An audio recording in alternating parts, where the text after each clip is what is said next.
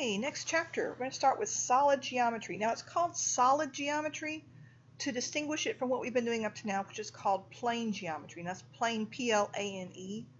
So up to now we've been dealing with flat things, and so now we're going to start actually talking about things that have volume, have height and depth and all sorts of good stuff. And so this is kind of introduction to the things we're going to be talking about on this chapter. So some beginning terms here. We have faces. Now a face is a flat polygonal surface of a three-dimensional figure. Okay, so that's going to be a face. And then we have an edge. Now an edge is if you take two faces and where they join together, that's called the edge. And then finally we have a vertex, which is a point that is the intersection of three or more edges. Now if you remember back at the very beginning of geometry, we talked about when we talked about planes and lines and points and all that other good stuff. This kind of goes back to that, where you have two planes that intersect each other. You have a line, in this case the edge, and then whenever two or more lines intersect, they intersect in a point. So that's going to be my vertex. So a polyhedron, this is a word you're going to hear over and over and over again. A polyhedron is a three-dimensional figure composed of polygons. Poly again means many. Hedron or hedra is a word that means faces. So it's kind of where you get polyhedron, many faces. The plural is, again, it's one of these weird plurals, is polyhedra.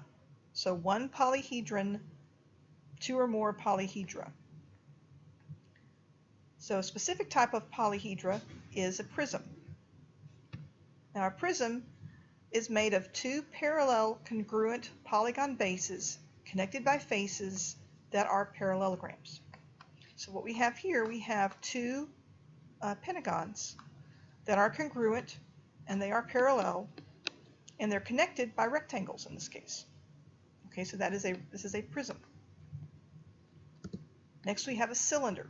Now a cylinder is two parallel congruent circular bases and a curved surface that connects the bases. Now a cylinder is not a polyhedron, but we can lump it in here because it acts like a polyhedron in a lot of ways. It acts like a prism, and whether we're talking about formulas or the way we deal with it. So we kind of lump them together, but it's not a polyhedron, but it kind of acts like it for our purposes.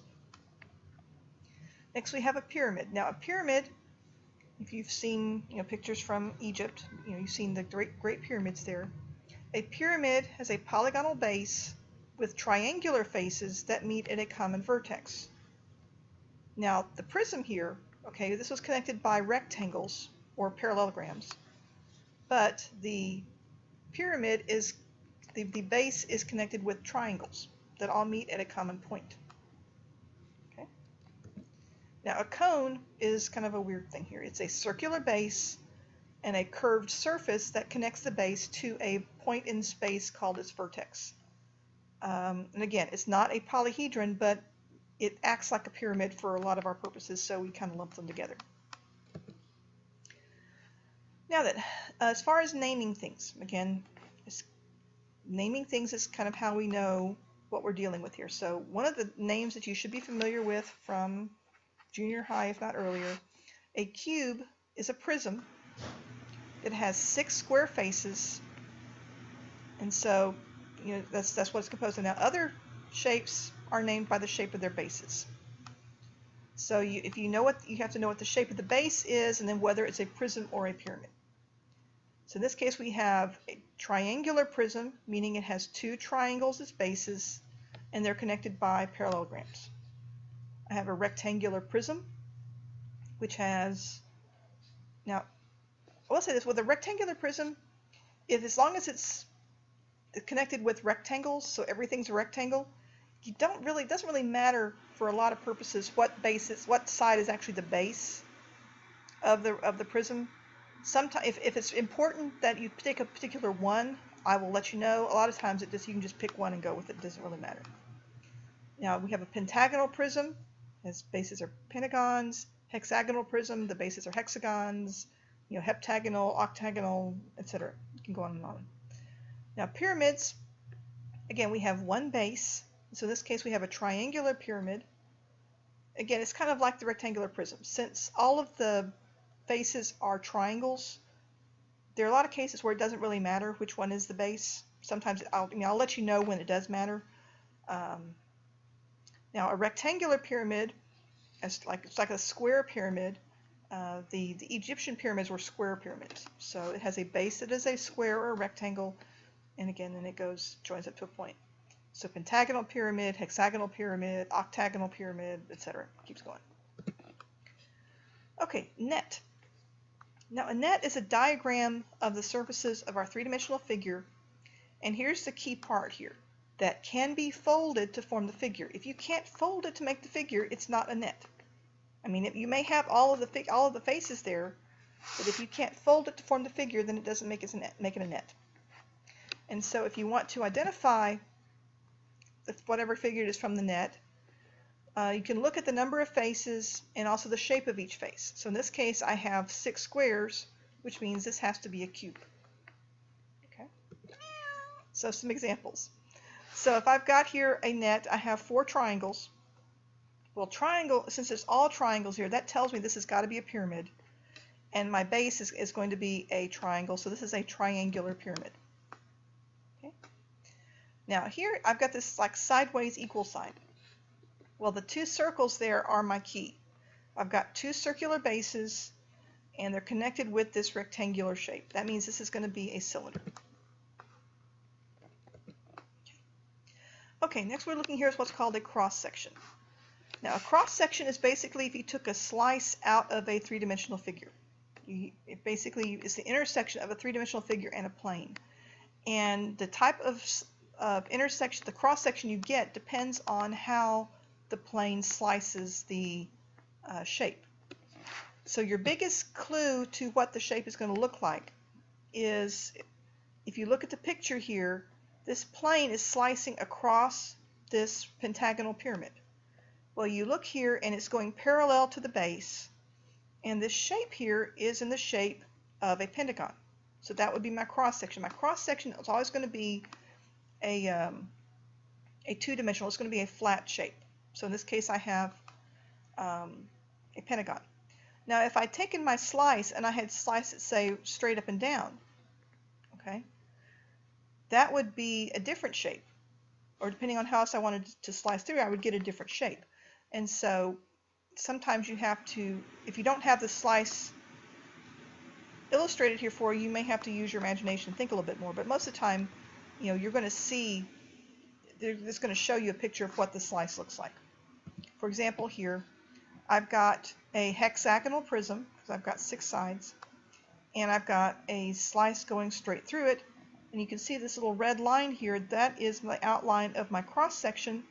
So this is going to be a hexagon.